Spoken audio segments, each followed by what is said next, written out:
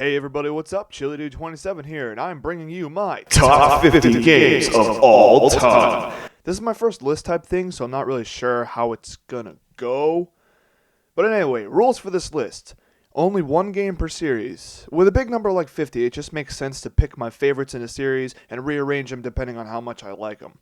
It just makes more sense and it's more organized. But there's a few discrepancies in this rule a little bit later on in the list, but you'll see, that's later. Number 2, this is my list, not yours. Don't disagree? Deal with it. Now, let's get on with it. Number 50.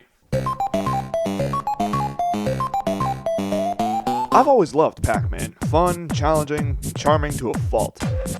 Now, what happens when you take the world of PacMan, put it in a nightclub complete with rave music, flashing neon lights, and one of the best high-energy soundtracks ever? This is totally awesomeness. Complete with leaderboards, new power-ups, new ways to play. PacMan might seem like a beaten horse, but this game proves that there's still cool new ideas out there.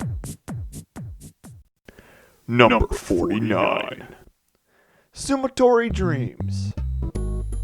This game doesn't have much in the way of actual gameplay. There's no real goal, no real way to accomplish said goals you might have had when you wanted to start. I mean, it might seem like they're drunk and they can't stand up very well. They just fall over the entire time. But it's especially funny when your guy goes off the edge and your opponent just kind of stands there like, what am I supposed to do now? It's on this list because I think it's funny and I really enjoy it. Not much to say else. Moving on. Number 48.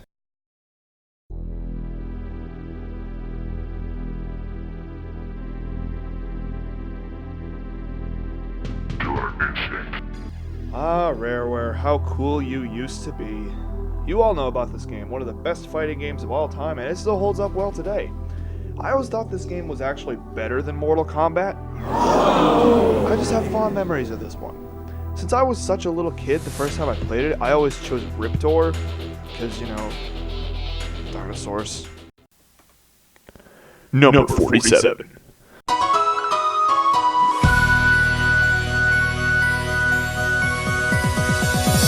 Wii Sports. Now, I'm talking about both games here because they're so ridiculously similar. Wii Sports itself was revolutionary. Everyone and their grandmother owns this game, considering it sold over 60 million units. Wii Sports Resort was great if for no other reason than all the sword fighting. And something my friend and I would do, we would make a bunch of Miis of real people, and then we would get them all together and play basketball. I think at one point we had a team of Sarah Palin and Morgan Freeman versus Ben Stiller and Whoopi Goldberg. That's what I like so much about this game. You can insert whoever you want in them, and you can make really funny scenarios play out. Plus, it's just really entertaining with all sorts of various events and things to do. I don't really think you'll ever get bored playing this game. Number 46. Rampage Universal Tour. This is the Game Boy one. I know that the other games in the series are a bit better, but I enjoy this one for its simplicity. All you really do is go about and destroy the buildings. I remember that there's some sort of way to fly that involves like mashing on the A button and like doing some sort of weird thing with the D-pad, but I don't really remember how it is. Between all the unlockable monsters, levels, and cool music, this game was just pure, simplistic fun. Number 45. Super Scribblenauts. I like this one for no other real reason than its charm. I mean, the world is nice to look at, and the puzzles are interesting. I mean, I don't really have much else to say about it. Soundtrack is great. The art aesthetics are great. You can do anything you want. You can write everything, solve everything. The whole universe is open to you. Who are we? What do we need? Number 44.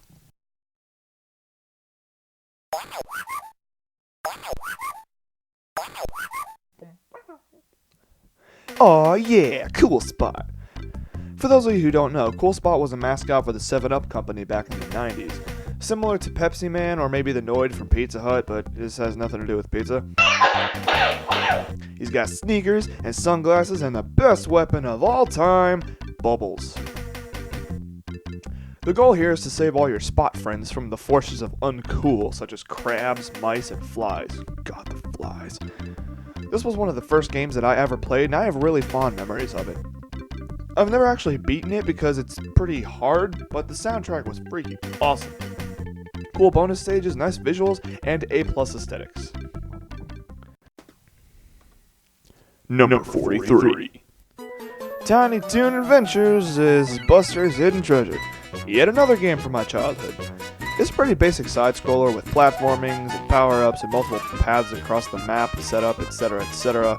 I'm putting this one up here mostly for nostalgia, and I see nothing wrong with it. Yet another game that I've never actually beaten because my Sega Genesis is kind of crap, and the controllers don't even work right. Like, I think on one controller 2 of the buttons work, and on the other one only 1 of the buttons work, so yeah. I need to get a new one at some point. Number 42. Euphoria, the Saga, also known as Hibetake in Japan. This is a Metroidvania-style game with a huge map system, endless forks in the road, and of course, ruthless difficulty. It's an old NES game that came out on the Famicom and in Europe, but for some reason it never actually came out in North America despite already being translated into English. Anyway, it's a strange little game with strange little enemies. Seriously, it's just lips. It's just lips. The story of this magnificent little gem is that you gotta find your friends who all have amnesia and then you cure it by playing dodgeball with them and stuff. You get to go all around the map collecting power-ups and various forms of equipment and whatnot. This game is incredibly confusing and you'll at least want to use a guide if you want to go for 100%. But through all these discrepancies, it's still a great game. You can buy it on Wii Shop for 600 points, I think. Number 41.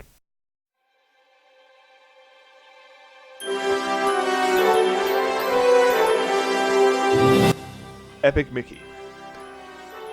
I love this game.